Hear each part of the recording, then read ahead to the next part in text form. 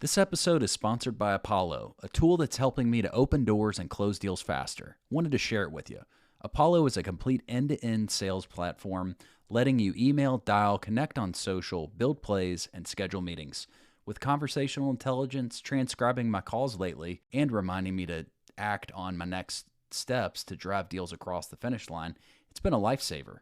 It's no wonder Apollo is the most loved sales tool on the planet. Thousands of users rank Apollo as a top tool on G2. Start today completely free and see how Jesse and I use Apollo. Sign up in the show notes below or at thesalesplayers.com/Apollo. That's thesalesplayers.com/APOLLO to start your free trial. If you do any prospecting with LinkedIn, you have got to go get set up with Surf. That's SURFE. It's a tool you can use to add new contacts to your CRM system directly from LinkedIn in seconds. I'm using it every single day.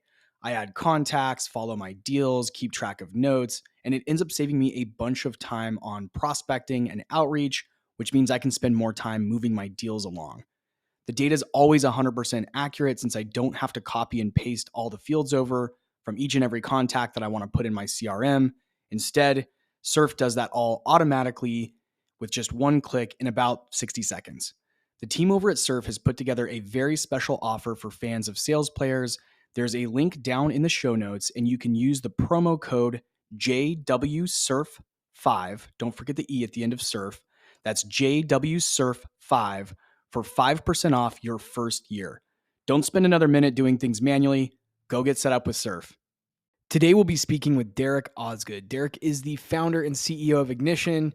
He shares today the goal behind building Ignition, which is ultimately to help better connect product, marketing, and sales, how product can map to the revenue side of the business, and how you as a seller can think more about products and features. This was a great conversation.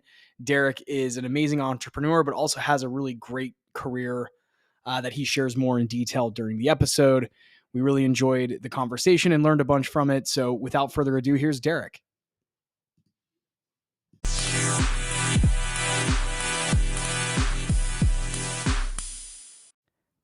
So, Derek, you were telling us off the air that this is your third podcast for the day. I am fully warmed up. All right. We were joking that you're fully warmed up now. You're in your flow state. Well, welcome to Sales Players. We're super stoked to have you on. Maybe a good starting point would just be to tell us a bit about your background and what brought you to the place you are today.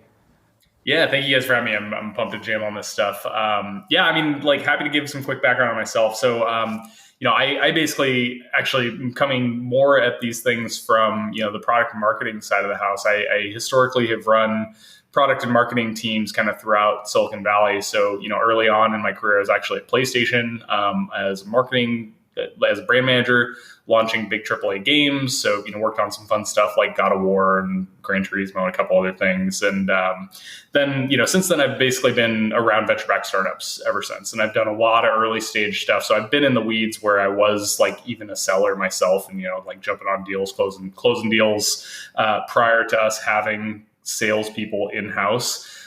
So did a lot of early stage stuff, running marketing and growth teams, range of different verticals from like consumer stuff to B2B stuff. Then ended up joining BBVA, which is a big Spanish bank, led marketing across, the fintech arm, which was a bunch of companies we'd either created and incubated in-house or invested in or acquired.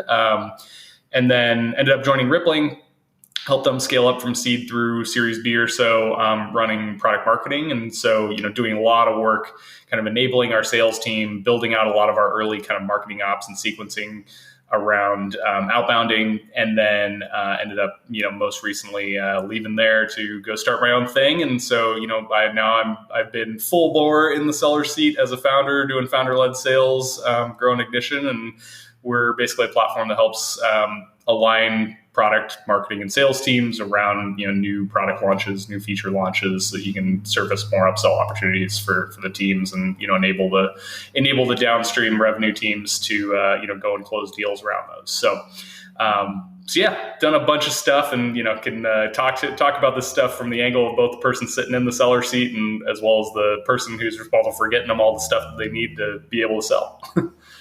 Well, so Derek, I'll ask a first question. And when I was doing some research on you, this really popped out to me as a seller. It says 80% plus of features are never adopted. And this is from Pendo.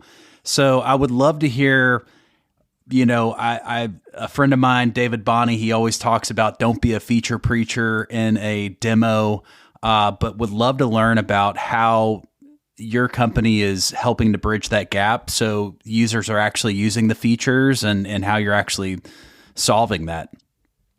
Yeah, for sure. I mean, so like I 100% agree. And like, I think it's been one of the things that's been reinforced to me more now that I'm like the person kind of sitting in the seller's seat that, the feature, I haven't heard the term feature preacher, but I like that. If you are just like dumping features at people, like they're never going to consume it. And, part of it is just customers are not great at digesting all of that stuff. They don't know your product well enough to be able to even like wrap their head around how features are going to fit into their overall problem. So I think, what we do is we really actually try and more tightly tie customer specified needs like to those features. So what we'll do, for example, is we'll plug into your CRM, and obviously you have kind of all your call transcripts, your emails, et cetera, pulling into that CRM if you got it integrated properly. And from there, we're actually reading all those deal notes, the transcripts, et cetera, and we're extracting all the things that customers mention as feature gaps or needs or competitive comparisons, and we're pulling those onto a roadmap for the product team. The product team can then, prioritize those things based on the actual revenue impact from your CRM that, is getting blocked by those features not being live. And then the cool thing is we actually come back to, the rep who's responsible for selling to that deal when that feature ships, and we notify them with an upsell notification that says, hey, sales rep A, these like 2 deals that you are working right now just got unblocked because this feature shipped. So I think the reason that like most, features don't, like a lot of sales teams don't love talking about upcoming features in calls, aside from getting people excited, is that, it's not totally clear like how those features map to what that customer is expressing as a need. And so they haven't really like internalized how that feature fits within that overall customer problem. And so what we're doing is we're actually just tying that one-to-one so that you can just really easily go and accelerate that deal that's already in flight, that customer explicitly mentioned that they needed that feature. And you as a sales rep may not have been like paying attention to what's going on the product roadmap. You may have missed it. Somebody didn't tell you that the thing shipped. So we just make it really easy to go close that loop. And that when you are able to tie a feature directly to a customer's explicitly expressed need or pain, then it becomes really valuable because you're actually going back to them and using their words back to them saying, hey, look, like you asked for this thing. We just built that thing. Now's a good time for you to engage or close, let's move this forward. Interesting. That's super cool. Where'd you come up with the idea? I'd love to hear the origin story there. How did you launch things? Yeah, I mean, like I've just been responsible for building this process at so many different companies, both from the product side, the marketing side. And, I've seen it at like big companies, small companies, medium companies across a range of different industries. In general, companies are just really bad at commercializing new products and new features that they've built. And part of that is that, ultimately the product team oftentimes doesn't tell the marketing and sales teams that the thing even shipped in the first place. So they don't even know to go talk about it. If they do tell them, oftentimes it's just like, hey, we shipped this feature. Here's what it does. There's no actual marriage between that and the personas and customer needs that thing is designed to solve for. And so the sales team doesn't feel confident selling it because they just got told this thing shipped, but like, who's it for? Who cares about it? Like, am I going to talk about this with some customer and they're going to not even, they're going to just roll their eyes because it's not relevant to them. And so it's funny because I actually just finished reading the Challenger sale, and it was talking about how, a lot of the best reps in the data set that they were looking at, like, were the reps that ended up not actually selling new product launches until, a couple of months after that new product launch had shipped. And basically the reasoning for it was because, like, by that point, all of the enablement work around that product launch had kind of been done, and they'd identified like, okay, who is the real persona this is for? What is the messaging to use when describing it? What assets do we have to support kind of communicating it to customers in terms of case studies? And that's basically because most companies forget that like product launch, feature launch, like those are at the end of the day an enablement exercise. The only important thing around it is to get the information into your seller's hands around what is that thing, who is it for, why is it important, why is it valuable to those customers, so then your sellers can go and articulate it to people. And most companies, they just, especially within tech, they just kind of ship that new thing, hope that somebody's going to figure out how to talk about it, and it ends up in a demo somewhere, and the sales team's like, I don't know what this is, and then they have to scramble to solve for it. Something that's really surprising to me is you're sharing some very interesting insights. This is something that gets it's overlooked. It really gets overlooked in a lot of sales training and enablement.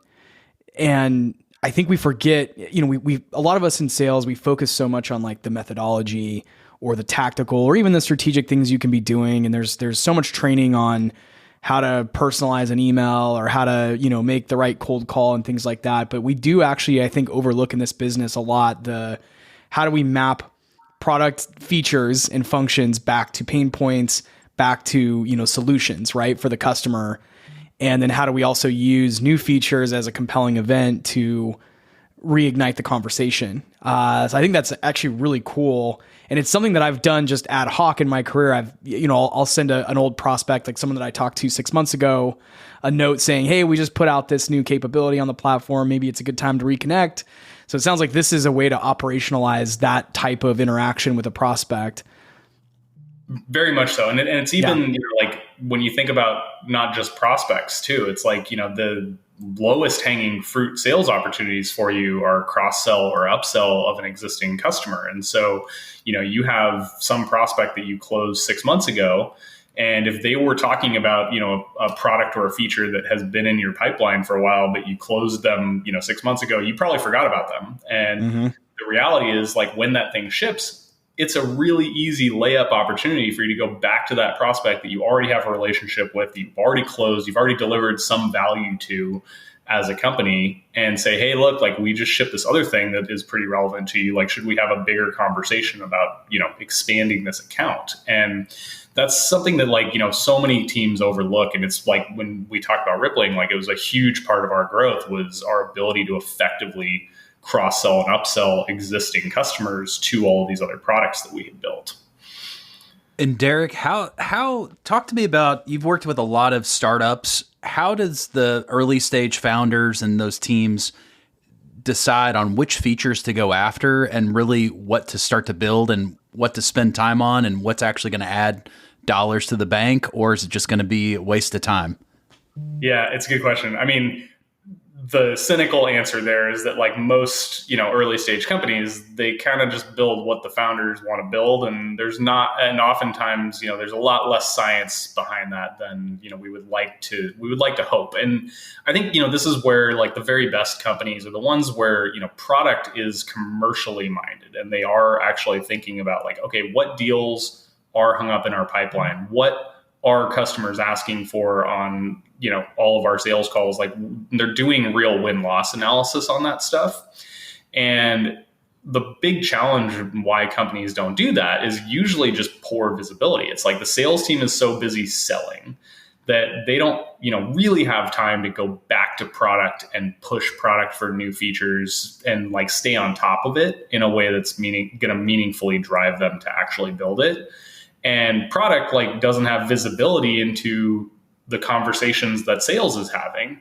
So they're not able to actually understand what is hanging up deals on these calls unless they're really, like, good at building the relationship with the sales team and they have regular syncs to, like, catch up on what's blocking deals. But most teams don't do that because they're all busy and they have other priorities that they're working on. So, I think the very best companies, they are prioritizing based on actual revenue impact, which is tied to actual prospects in your pipeline, and they're forecasting around that. And the only way that you can do that is when you do actually have some degree of like integrated systems where you can pass CRM data and call transcription data and win-loss into the work that the product team is doing on the prioritization front. Very interesting. And would you, from a tactical level, if you had a CRM, what would you, like in a demo call, would you have like missing features, or would you add something into the actual CRM itself to start capturing this data? You can. So, like specifically in our tool, like we allow you to set up a field where you can say, okay, this is the feature gap field and we're going to pull that in.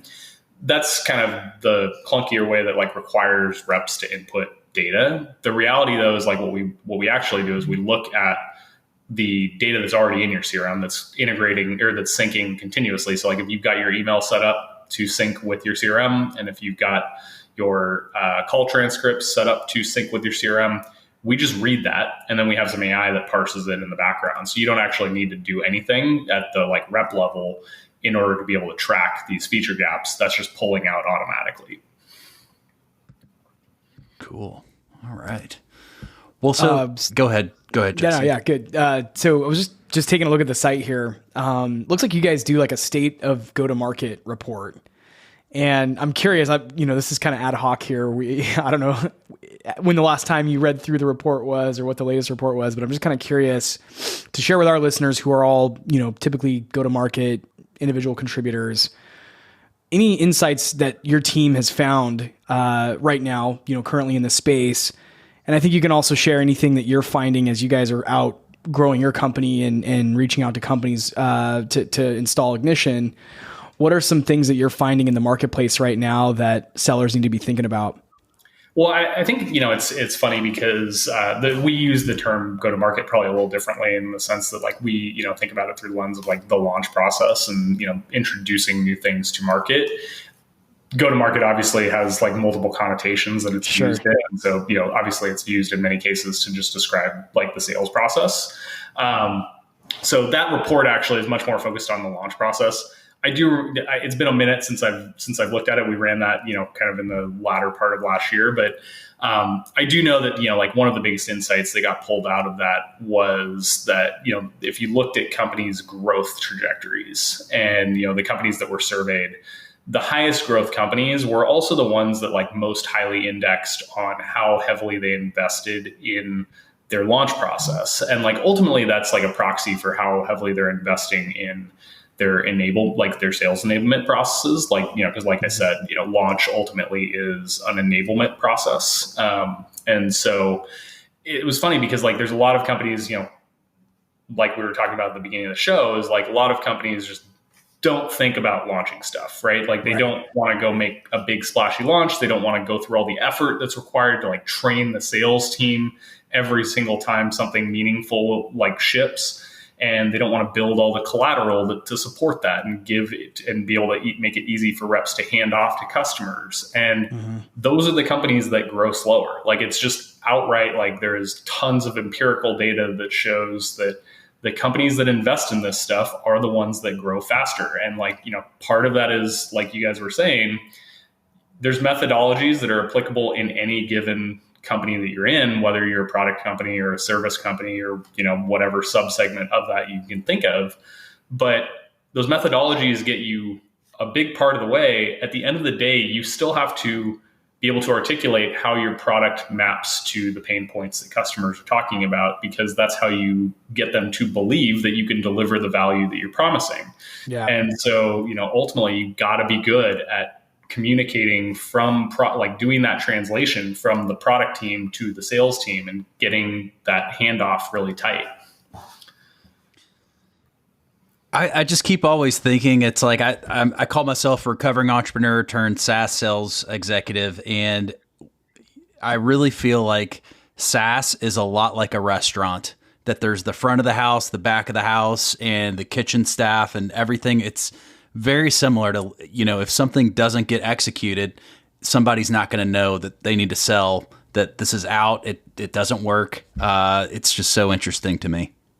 It's funny, like Brian Chesky used that exact analogy when he was talking about like marrying product and product marketing as one role. It's like, you have the back of the house that's building the product, and he was using the kitchen analogy, and it was like, we got the cook staff that's building the product, and then we've got the wait staff that's telling customers about the product.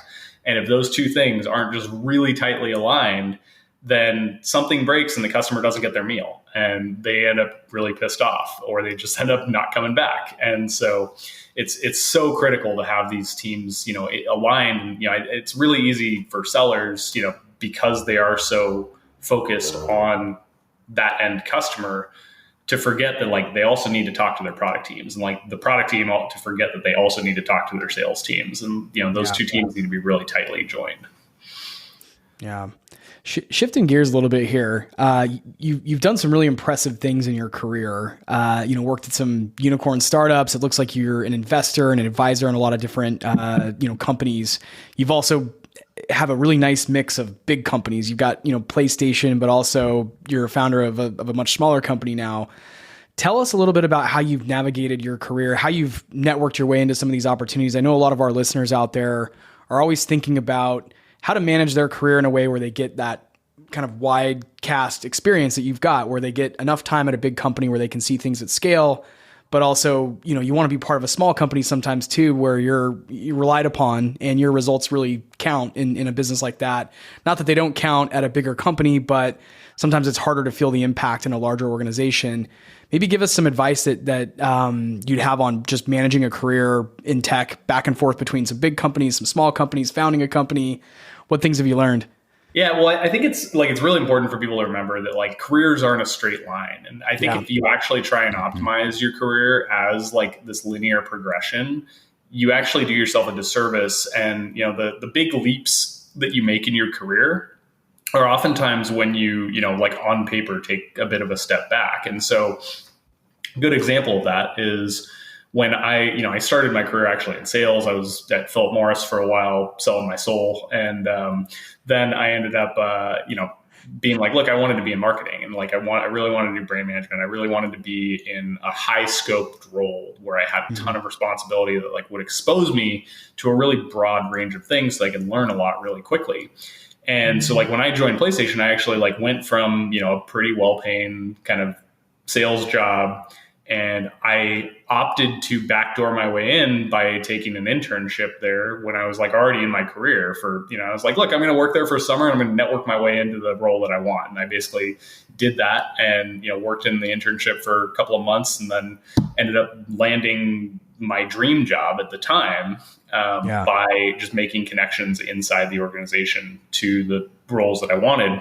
And I think, like when you look at like the jumps from big company to small company, or from small company to, like different stage small company, oftentimes those things can feel like steps back. But the main thing you got to be thinking about anytime you make a step is, what are you optimizing for? And like in all of those cases, I was always optimizing for either an increase in learning rate or an increase in responsibility and like ability to demonstrate skills. And so, like almost all of those early steps in my 20s, I was optimizing around like how much what are the things that I don't know that I need to do in order to learn? And so I really broadly built out a skill set that like, I wouldn't recommend going as like generalist as I did for most people, because I wanted to be a founder. Like that was my end goal. And so I was like, I need to do all of this stuff in order to really understand kind of how all these pieces fit together. But you pick the areas that you want to get good at, and you go take whatever role is going to get you the best at them the fastest by forcing you to do them. And on top of that, like try and find really good mentors along the way. So like I was really lucky to be able to, in most of my early stops, I found places where I could work very directly with really good CMOs that I really respected. And I would be, reporting directly to them and spend a lot of time with them. And I was able to, learn a lot through osmosis, have them as resources for me to, lean on in the future for networking opportunities and whatnot. And so find good mentors, don't be afraid of like steps back as long as you're still learning, and, find, optimize, like understand what you're optimizing for along the way. What were some ways that you got close with mentors or were able to attract mentors to work with you. And that's so much harder today we talk to a lot of young folks that are early in their career and they maybe haven't had a lot of in-office experience. I feel really fortunate because when I started my career 10, 12 years ago, I had plenty of in-office experiences. I got to sit next to CEOs and founders and sales leaders throughout my career and was able to develop a lot of mentorship that way. A lot of the folks that tune into the show now are fully remote. And, you know, the sometimes the extent of their interaction with the broader team is Slack and once or twice a year when they go on site for a company all hands. How would you advise folks today to attract a mentor in this industry or in their line of work, in their company, or even outside of their company? You know, it's so funny. I think, I don't know why my camera just shut off here, but all good. I think the number one thing is just ask. You know, honestly, like when I talk about, here, I'm going to change cameras. Sorry, my my main camera looks like it died, so I'll move over. You're good. You're good. The number one thing is honestly just ask. I think so many people forget that like there are people who are potential mentors are not getting hit up like day in, day out for requests here. You know, like they do get them, but oftentimes those requests are pretty indirect. Like, you know, I get hit up a lot for like informational interviews from people and, you know, they're trying to kind of like half-heartedly tell around what their real ask is. And so I don't respond because it's not clear what they want. It seems like it might be a waste of my time, but I've had a couple of people who have pinged me and they're like, hey, I'm looking for a mentor. I'm trying to understand this, this, and this. Here's why. Here's what I can add as value to you in return for this. And like, so it's just classic like sales outbounding to people that are prospective mentors and, you know, like deliver value back to them, have a clear ask and make sure that they know what's in it for them. And most people are really happy to help. You know, like most people who are relatively senior in whatever discipline they're in, like they like passing that forward and they like mentoring younger folks who are earlier in their career. It's just that you've got to be clear about what you're asking them for so they don't feel like it's just going to be a road to nowhere and a waste of time. Yeah, I'll add to that too. So when, you know, earlier on in my career, whenever I was looking for mentorship, and sometimes it wasn't always like super intentional, it was just bringing a curiosity to your day to day as much as you can. And, you know, early in my career, my curiosity was always around what does it take to build a great team? How does equity in a startup work? Those are always like questions I had just from the onset. I always wanted to know that stuff. And so I would just sort of put it out there. And for example, you know, a number of years ago, I was working for a startup in Austin and we were in office. We had, you know, founder and CEO both in office with us. And, you know, you get to a point where it's just Friday afternoon and everyone's wrapping up the week and it's easy to just pop over and say, and again, I know it's harder in a remote first world that we're in now, but you can still reach out to someone and say, hey, I'm really curious. I know, you know, you used to work at XYZ company. You guys had a big exit. How did the stock options work there? You know, and how does that compare to what we do here? Right. And tell me about that. Like, I just want to know, how did you guys build morale on the team? Those kind of things. And when you start getting curious and asking those kind of questions, you definitely attract a mentor as well. And I think your point about also adding some value, you know, is there something that you can do to, you know, help that person up front, you know, give and then get. So I think that's really powerful too. And I don't think you have to be in the same office. You don't even have to be in the same state or country as this person now. Lots of things can get done over Zoom. Lots of things can get done via cell phone, and you can still really build a long-term relationship as a, you know, mentor-mentee with somebody that way. You don't even need to work for the same company. Like that's the person may never need to have interacted with you. Like cold emailing people is magical. You can go out to somebody who is in no way, shape, or form related to you. And if your ask is compelling, they're gonna answer. And I think it's also, I mean, to your point about curiosity too, is like when I'm talking about delivering value, one way that you're delivering value is also kind of stroking that person's ego. You're delivering value by being curious about their background and like trying to understand them. Like that makes them feel good. And that's part of why people like sharing information. So definitely, I think all it comes down to is like, don't be afraid to ask and, you know, be curious. And, you know, I think don't feel like you're stealing that person's time, you know, like think about it through the lens of like, you're actually trying to better yourself and, you know, they may be incentivized to help you as well. Derek, I have a question about burnout, and you know, you've switched roles a lot, and you talk to a lot of founders, and I would just love to learn more about how you deal with burnout and maybe how you mentor people on dealing with burnout. And what do you suggest if like you're in a role, you're just grinding it out and you just want to take the leap to do something else, or it's just not working. The features aren't driving the new sales. Just would love to learn what you would have to say about that. I'd love to know somebody else's solution because it's constant. I think it's tough. Burnout's a real thing, and I came out of product marketing as a discipline, and like product marketing, I think is like one of the most prone to burnout roles within companies, and so I definitely felt it. As a founder, founders are obviously like probably the most prone to burnout role out there, and I've definitely felt it at times while building Ignition.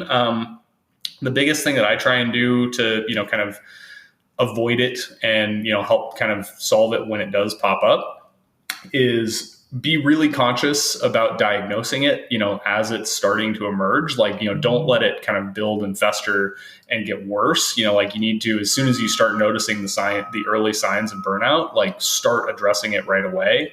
And, the best ways to do that is carve out time for yourself, reinvest in things that like really bring you joy and like that are not work related whatsoever. And I think oftentimes burnout is a symptom, especially within, like you were talking about, the features aren't selling, you're banging your head against the wall and not making impact. A lot of times like burnout, the fundamental cause for it is a feeling of like lack of agency and lack of kind of control over your own outcomes.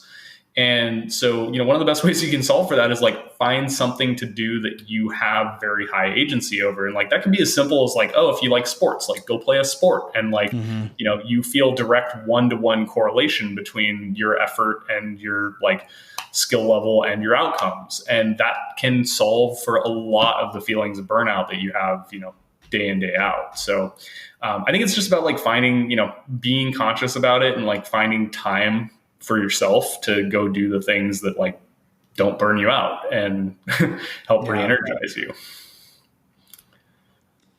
Well, and what, besides being a founder, what are some things that bring you joy?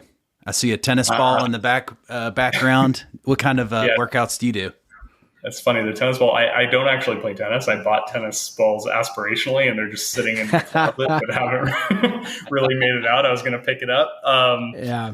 I do enjoy playing a bunch of sports. So, I enjoy, playing basketball, flag football. And then, outside of that, like big travel buff. And, I'm also a bit of a fantasy nerd too. So I love my fantasy novels too. And so some combo of those three.